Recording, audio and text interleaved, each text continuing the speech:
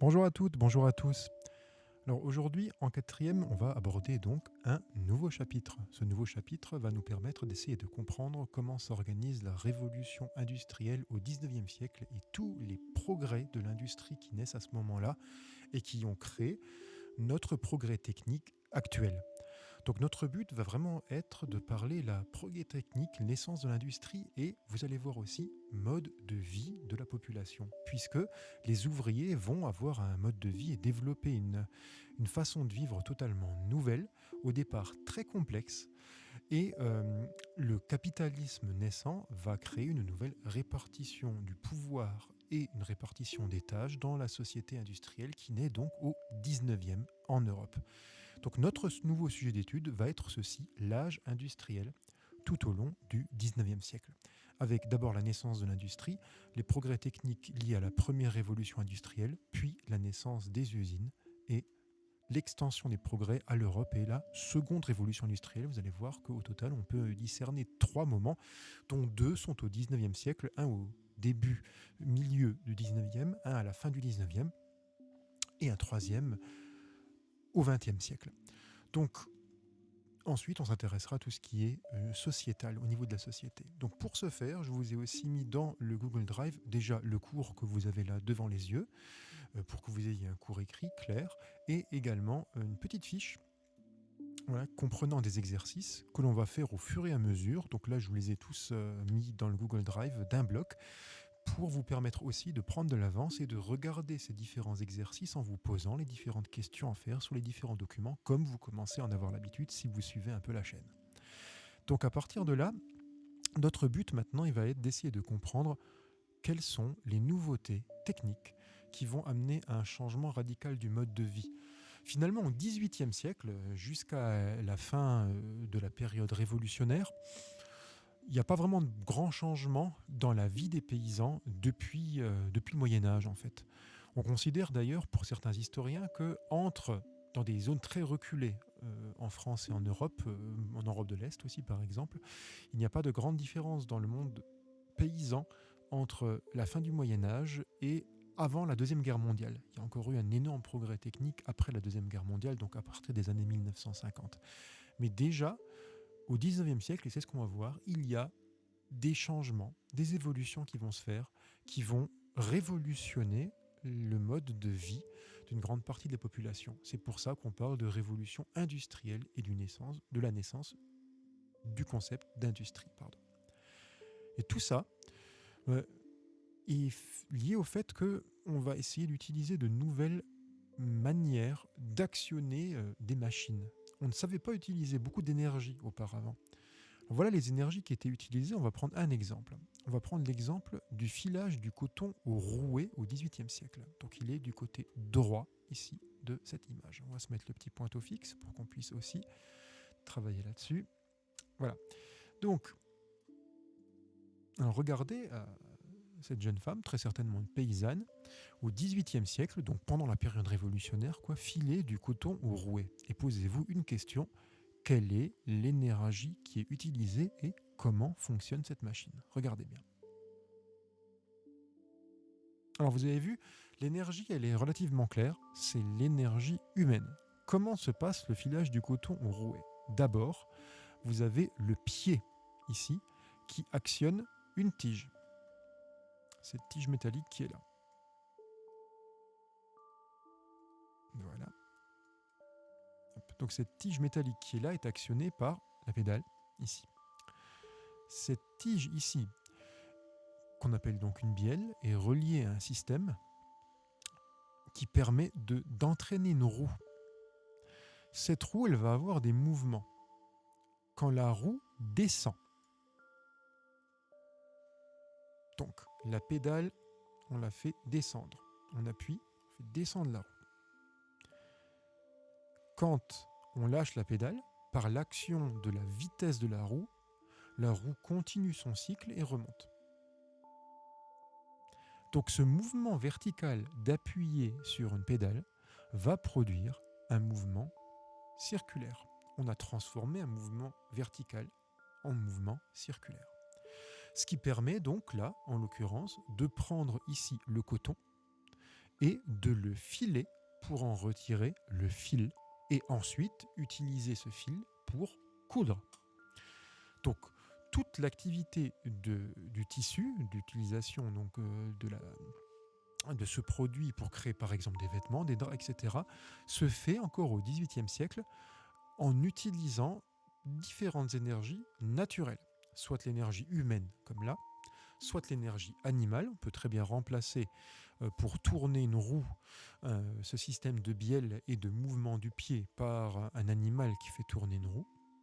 On sait utiliser aussi l'énergie du vent avec les moulins à vent qui font là aussi tourner les roues, notamment pour moudre le grain.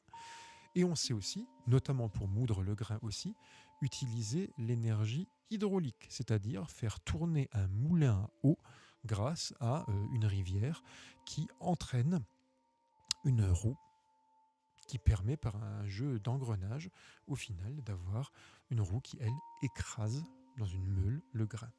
Donc on sait utiliser les énergies éoliennes, donc le vent, hydraulique, animale et humaine. Aucune de ces énergies n'est créée par l'homme. Pour ça, il faut attendre ce que vous avez en haut à gauche, la machine à vapeur de James Watt, qui invente et qui fait le brevet de ce concept en 1769. Donc lui, il est anglais à ce moment-là.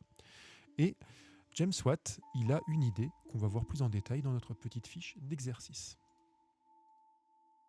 C'est le premier petit exercice avec 2 questions qui est en haut à gauche de votre fiche. Exercice et fiche. Voilà. Donc, posez-vous les 2 questions que vous voyez. Quelle est l'énergie qui fait fonctionner cette machine et qu'est-ce qui arrive si on ferme les clapets d'abord C et D, puis les clapets A et B. Les clapets, c'est des petites ouvertures qui sont signifiées ici. Alors, vous avez trouvé l'énergie qui fait fonctionner cette machine.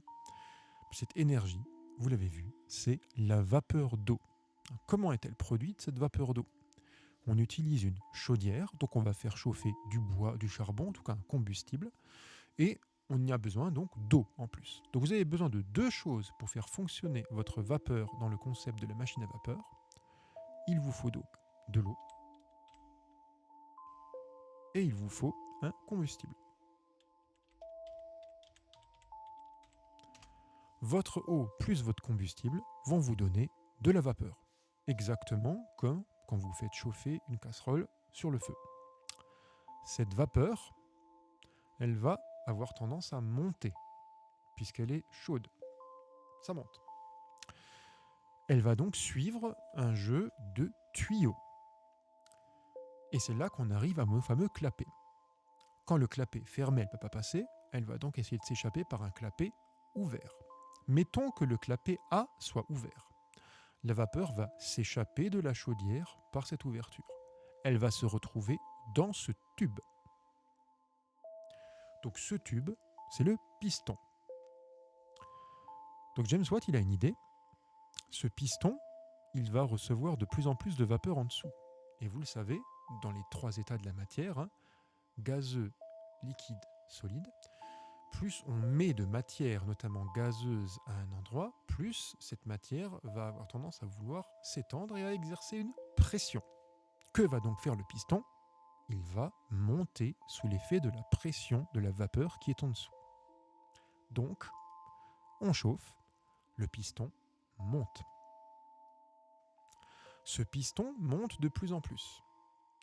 Il va atteindre un petit ergot qui est dans le tuyau et qui va automatiquement fermer le clapet A et ouvrir le clapet C. Que se passe-t-il alors ? Vous allez avoir maintenant la vapeur qui va se concentrer au-dessus du piston et le piston va redescendre. Nous venons donc de créer mécaniquement notre mouvement vertical de haut en bas avec un piston qui lui va monter puis descendre. Sauf que, et vous le savez aussi, il faut bien que notre vapeur elle aille quelque part. Sinon, vous allez faire tout éclater avec un surcroît de vapeur et la machine va exploser. Alors, James Watt rajoute un condenseur. C'est ce qui est ici à gauche du piston. Comment fonctionne ce condenseur ? Quand le clapet A est ouvert, Le clapet B qui mène vers le condenseur est ouvert. Quand le clapet C est ouvert, le clapet D qui mène vers le condenseur est ouvert. Vous avez tous vu en hiver que quand vous allez faire chauffer de l'eau et que vous avez une fenêtre à proximité, de la buée se forme parce que la fenêtre est froide. Elle va donc faire transformer l'état de la matière de votre gaz de vapeur d'eau en eau liquide. Et c'est ce qui se passe dans le condenseur qui est plus froid que le piston. La vapeur va à nouveau se transformer en eau qui va d'ailleurs pouvoir être réinjectée dans la chaudière. Rien ne se perd, rien ne se crée, tout se transforme. Lavoisier. Donc, c'est ce que disent déjà à ce moment les scientifiques. En plus, qu'est-ce que ça va faire ? Ça va permettre systématiquement à la vapeur qui est en dessous ou au-dessus du piston de s'évacuer et à la machine de ne pas exploser. Maintenant, suivons le mouvement. On sait que notre piston, il monte et il descend en fonction des clapets qui sont ouverts, au fur et à mesure que, automatiquement, les clapets vont s'ouvrir et se fermer. Et ce piston, comme vous l'avez vu, il entraîne à nouveau des bielles. Et au-dessus, il y a un balancier. Donc suivons maintenant le mouvement, on le décompose. Le piston, il monte. Le balancier, de l'autre côté, descend.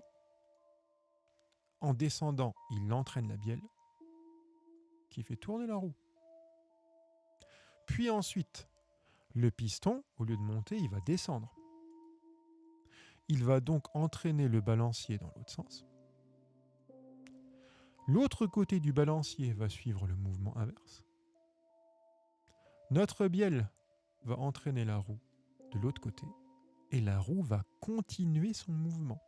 Nous venons de créer artificiellement un mouvement circulaire à partir à nouveau d'un mouvement vertical. Piston, mouvement vertical, roue, mouvement circulaire. Nous venons de créer une énergie avec James Watt qui est une énergie qui n'est pas mécanique, c'est une énergie artificielle. Qui est mécanique justement, elle n'est pas naturelle, c'est une énergie artificielle. Donc, si on récapitule pour nos deux réponses, l'énergie qui fait fonctionner cette machine, c'est donc l'énergie de la vapeur d'eau. Cette énergie de vapeur d'eau est obtenue grâce à une chaudière. Il faut donc de l'eau plus de quoi la transformer en vapeur, un combustible. Qu'est-ce qui arrive si on ferme les clapets C et D, puis les clapets A et B ? Eh bien, le piston monte et descend.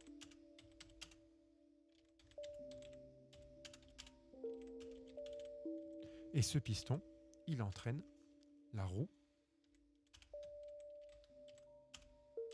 qui tourne.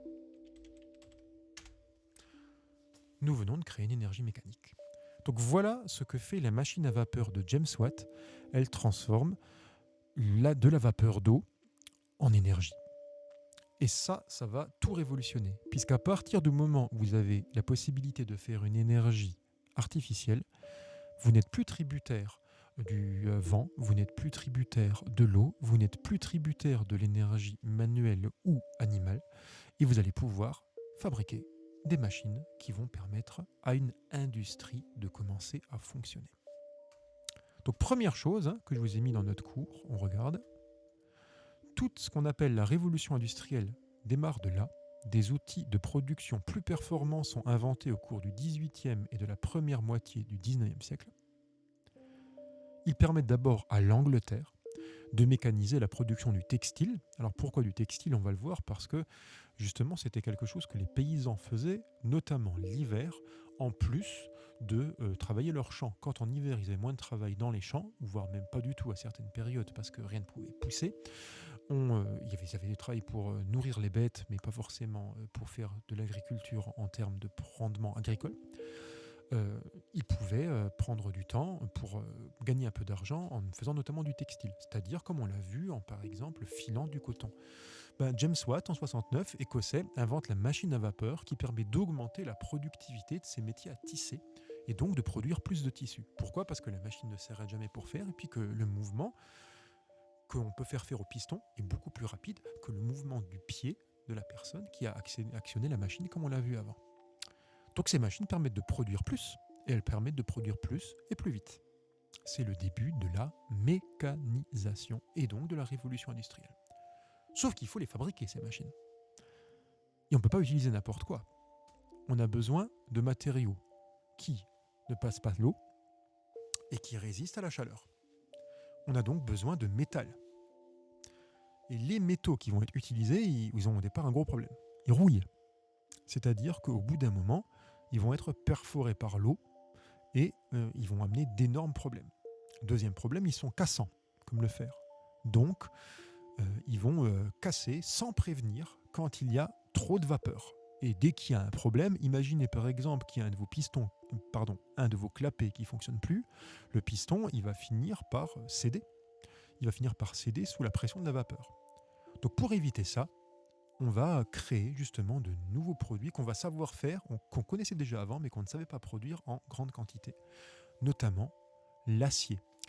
Donc, 2 substituts au fer pur vont être mis en place, l'acier et la fonte, et les deux ont la même caractéristique, c'est un mélange de fer et de carbone.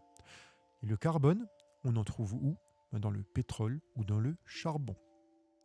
Donc, que ce soit dans les zones où on produit du charbon ou dans les zones où on trouve du pétrole, alors il n'y en a pas vraiment beaucoup du pétrole en Europe, mais du charbon il y en a notamment autour de Frémin-Merlebach, vous allez avoir le développement de la métallurgie et de ce qu'on va appeler la sidérurgie, c'est-à-dire la fabrication d'acier.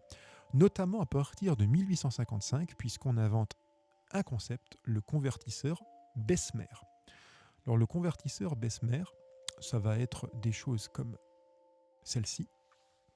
Donc nous sommes en 1905 à Leipzig en Allemagne et on utilise là le principe du convertisseur Bessemer. Donc on invente un moyen pour transformer la fonte en acier.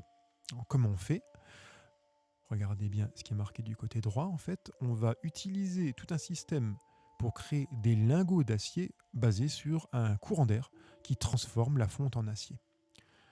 Une fois démoulés, ces lingots vont être travaillés dans la forme que l'on veut avec un marteau pilon. Donc on prend ces lingots qui sont encore chauds, ils sont donc malléables, et on va actionner grâce à une machine à vapeur, regardez bien, on voit toute la vapeur qu'il y a dans cette usine, quelque chose d'extrêmement lourd qui va venir comme un énorme marteau, qu'on appelle donc marteau pilon, pilonner la pièce jusqu'à lui donner la forme que l'on souhaite. Et regardez, ça produit plein d'étincelles, et c'est d'ailleurs au départ dangereux. Et vous le voyez, ces ouvriers ont peu de protection. On ne savait pas encore à l'époque comment faire exactement. On protégeait très mal et il va falloir attendre de nombreuses années, des dizaines d'années, pour que les protections nécessaires soient distribuées aux ouvriers, comme on va le voir. Donc au départ, ouvrier, c'est un métier qui est dangereux. On travaille dans des émanations de gaz qui peuvent être toxiques. On travaille dans des conditions de chaleur extrêmement difficiles. On travaille dans des conditions de risque de sécurité. Imaginez mettre la main au milieu du marteau pilon. Imaginez toucher une pièce par inadvertance qui est extrêmement chaude et vous brûlez, etc., etc. Donc des métiers qui vont être dangereux, mais qui vont quand même être attrayants pour les paysans. Pourquoi ? Parce que vous pouvez travailler quel que soit le moment de l'année et quel que soit le soleil, l'ensoleillement et l'état de vos récoltes. Imaginez, vous êtes paysan, l'année est catastrophique, il pleut pas, c'est la sécheresse, vous ne produisez rien. Vous êtes ouvrier, vous n'avez pas ce problème. Vous recevez un salaire qui est garanti, quelles que soient les conditions climatiques. Donc, c'est des métiers qui vont être attractifs pour une partie de la population. Donc, comme on l'a dit, on va avoir un changement social qui va être lié à ce changement industriel. Donc, on invente des machines en acier en fonte pour leur permettre de supporter à la fois la chaleur et l'eau. Cette industrie qui va être nécessaire pour fabriquer les matériaux de ces machines s'appelle la sidérurgie. Ça fait une partie de la métallurgie, le travail du métal. C'est basé sur l'acier et c'est l'invention du convertisseur Bessemer en 1855 qui permet de faire de l'acier en grande quantité pour un coût très faible. On a donc besoin de mines de charbon parce que les machines à vapeur ont besoin de charbon comme combustible et puis qu'on a besoin aussi, pour fabriquer de l'acier, de charbon pour avoir le carbone et de fer. On utilisera ensuite, plus tard, du pétrole qu'on fait importer. Pour l'instant, à ce moment-là, on utilise plutôt au XIXe siècle le charbon européen, notamment celui de la zone autour de Frémin-Merlebach. Nous étions une grande région sidérurgique. jusqu'à la fermeture des mines, pas parce qu'il n'y a plus de charbon, mais parce qu'il était devenu plus cher de produire ce charbon en France plutôt que de faire venir notamment du pétrole pour avoir du carbone. Alors vous avez des machines, vous avez des matériaux, et très vite on va avoir une idée. Il faut tout regrouper au même endroit, dans des usines. On reprend notre petite feuille d'exercice pour regarder maintenant le deuxième. Parce qu'il va y avoir, comme vous pouvez le voir du côté gauche, un intérêt tout particulier à regrouper les travailleurs et les machines au même endroit. C'est ça le principe d'une usine. C'est un endroit où il y a plusieurs machines, où il y a plusieurs chaudières et des travailleurs tous regroupés. On n'est plus obligé de dispatcher les choses petite exploitation agricole par petite exploitation agricole. On va tout centrer, ce qui permet d'éviter d'ailleurs des coûts de transport très forts. Donc, regardons. Nous avons 3 questions, les questions 3, 4, 5. Regardez-les bien. On y répond juste après.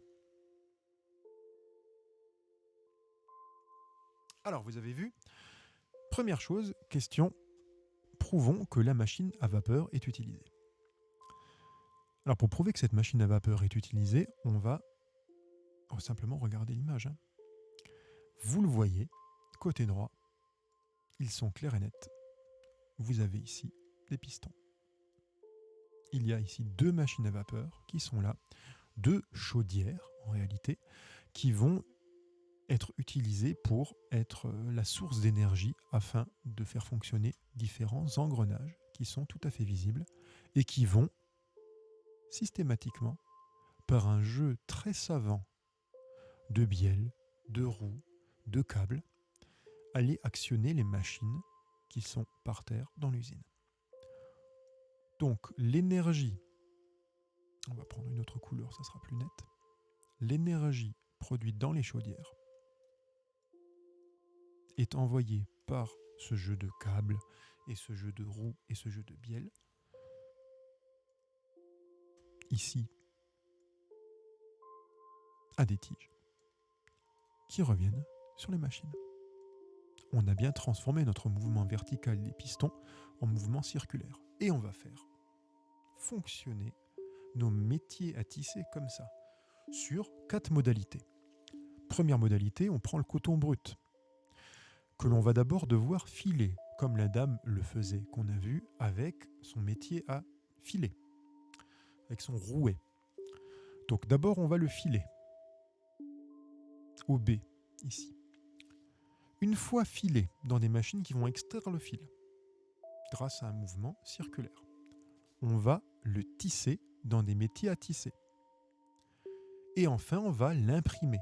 On fait mettre de la peinture sur des rouleaux, et ces rouleaux vont imprimer des motifs sur les tissus qui sont réalisés.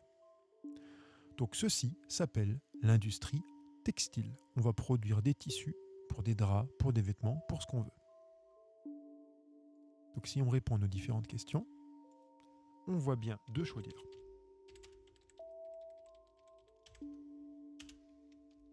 Plus des roues,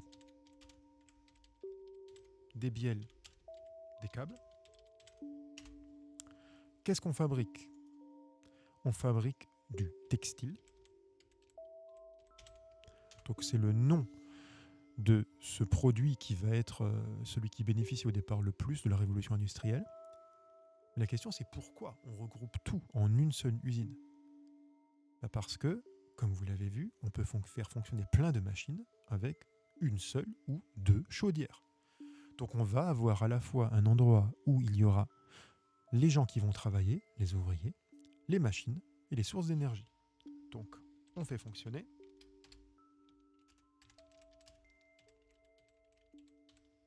beaucoup de machines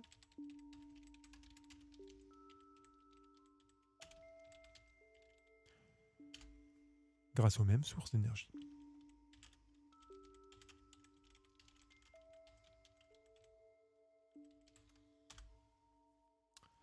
Voilà. Et à partir de là, deuxième chose, une fois qu'on a regroupé les machines en une usine, techniquement parlant, regardez l'image, qui se regroupe d'autres ? Les ouvriers. Parce que ce nouveau concept, ça va être que ces gens qui travaillent là ne feront plus autre chose. Ils n'ont pas un autre métier à côté. Donc ces ouvriers vont venir travailler dans les nouvelles usines.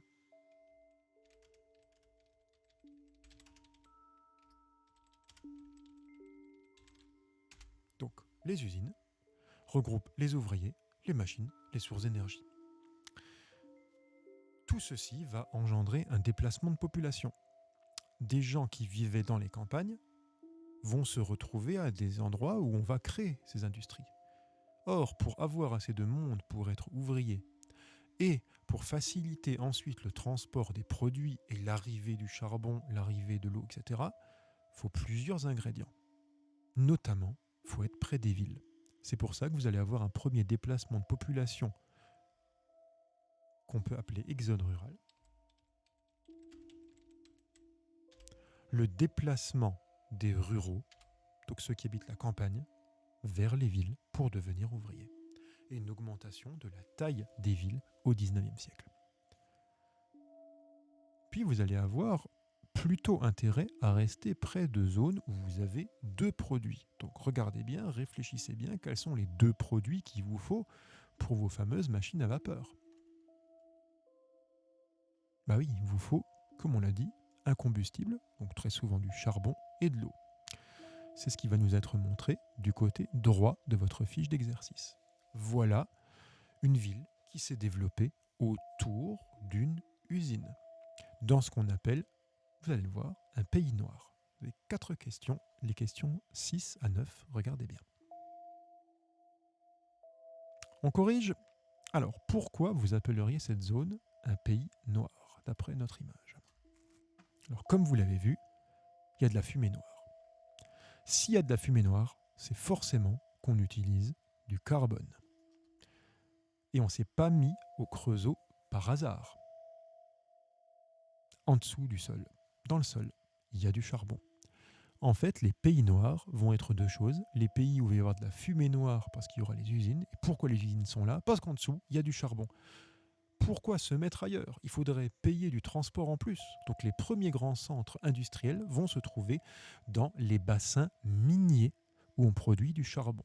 On les appelle des bassins houillés parce que le charbon, vous pouvez l'appeler aussi de la houille. Donc à partir de là, vous en retrouvez dans le nord de la France, autour notamment du Creusot, et vous en retrouvez dans le nord-est de la France, autour notamment de Frémin-Merlebach, et puis de toute cette zone du bassin houiller, les houillères du bassin de Lorraine, les fameuses HBL, qui étaient notre pourvoyeur principal d'emploi jusqu'en 83-84, quand il n'y a plus eu d'embauche. Donc, cette zone s'appelle un pays noir, parce qu'on va y retrouver des mines de charbon. Et de la fumée noire des cheminées d'usine.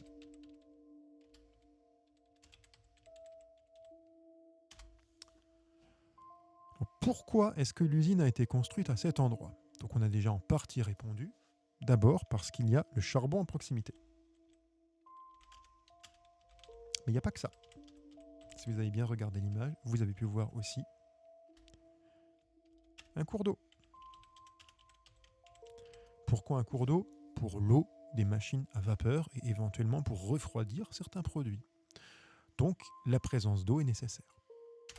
Cette usine, ceux qui l'ont fait fabriquer, c'est les Schneider au Creusot. C'est d'ailleurs, vous allez voir, des personnes qui vont avoir, ces bourgeois qui sont propriétaires de ces usines, un rôle de plus en plus important au XIXe siècle. Eux, à votre avis, où habitent-ils?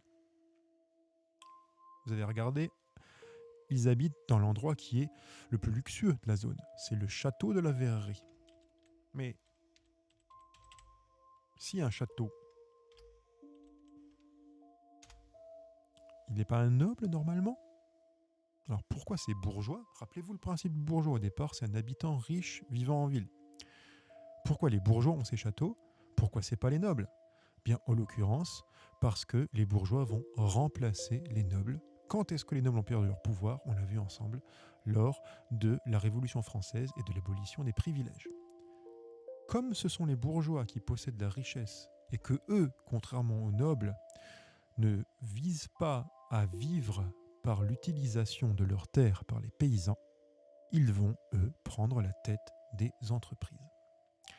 Et ces entreprises qui vont posséder ces usines vont leur amener une richesse et un pouvoir extrêmement importants. On dit que le 19e siècle, c'est le début du monopole de la bourgeoisie, notamment dans les hautes sphères de l'État. Donc, les Schneider, patrons d'entreprise, habitent dans un château, ce qui montre leur pouvoir et leur richesse. Qui remplace celle des nobles. Donc le 18e siècle, la fin 18e et forcément le 19e vont être les 2 siècles de vraiment la perte de pouvoir des nobles sur la société et de la montée en puissance de cette fameuse bourgeoisie qui enfin a le pouvoir qu'elle pensait mériter depuis la Renaissance. Regardons maintenant les logements ouvriers. Ils sont aux 4. Pourquoi les avoir construits là ? Quel est le but d'avoir des logements ouvriers là ? Eh bien pour qu'ils soient le plus près de l'usine possible. Le but, c'est que les ouvriers soient à proximité de l'usine. Les bourgeois vont aller jusqu'à construire des logements pour ces ouvriers. On va le voir malheureusement au départ, souvent insalubres ou de mauvaise qualité. Ça va dépendre notamment des usines et de leur volonté de faire venir et de capter cette main-d'œuvre ouvrière. Et ces logements ouvriers, pourquoi sont-ils si près ? Parce que les ouvriers, à ce moment-là encore pauvres, n'ont absolument pas d'autres moyens de locomotion. Puis la voiture n'a toujours pas été inventée à ce moment-là. D'ailleurs, le train non plus. Ça va être 2 inventions liées pour le train à la première, pour la voiture à la deuxième révolution industrielle. Donc c'est la proximité des usines. Et qui va devenir ouvrier ? Bien d'anciens paysans, majoritairement. Donc ces anciens paysans vont se reconvertir dans le fait d'être ouvrier. Ça ne demande au départ pas de grandes compétences. C'est un métier par contre risqué, où on va reproduire des gestes et où le but va être d'assurer que les machines fonctionnent pour travailler et d'accomplir les actes que les machines ne savent pas encore faire à ce moment-là. Donc la proximité des usines avec des déplacements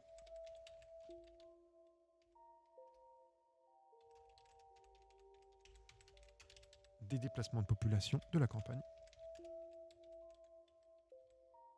vers les villes où on va construire et les zones où on va construire ces usines.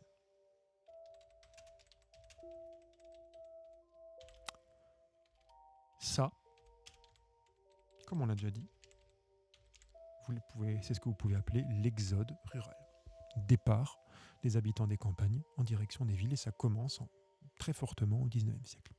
Enfin, ça commençait déjà avant, il y en avait déjà, mais ça atteint une grande force au 19e siècle. On récapitule maintenant du côté de notre cours.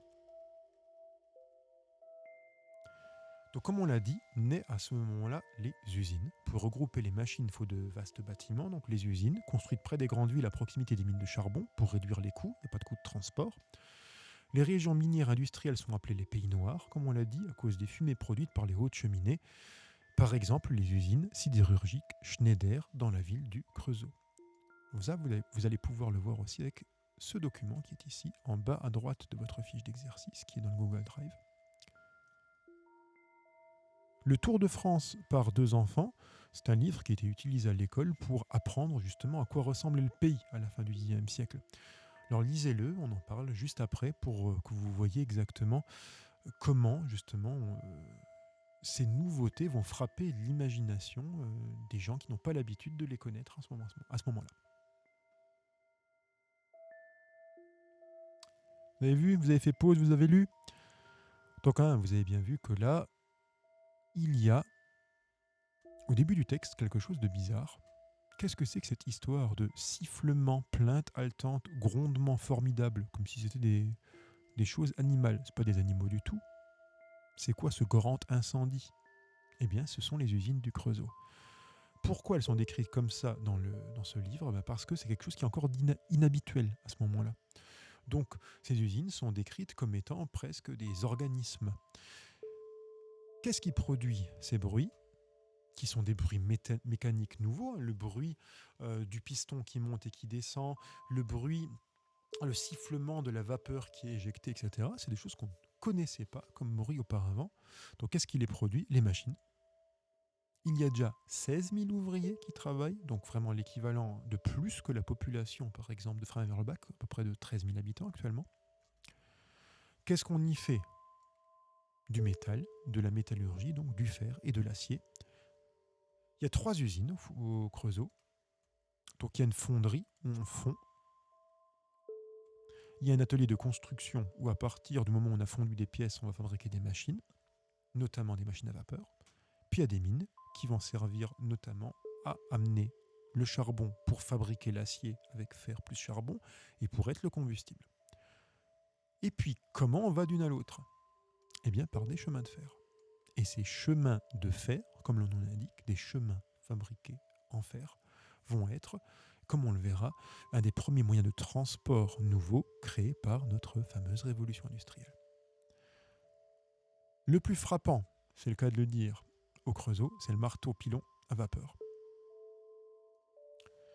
qui permettent justement de fabriquer des pièces que l'on va aplatir ou modeler, comme on l'a vu. Donc voilà, une grande nouveauté, les pays noirs, où on retrouve des usines, où on retrouve des machines, fabriquées avec de la métallurgie et de la sidérurgie, utilisant la vapeur comme source d'énergie et pilotées par des ouvriers, que l'on étudiera dans le cadre de notre étude des conséquences sociales de cette révolution industrielle.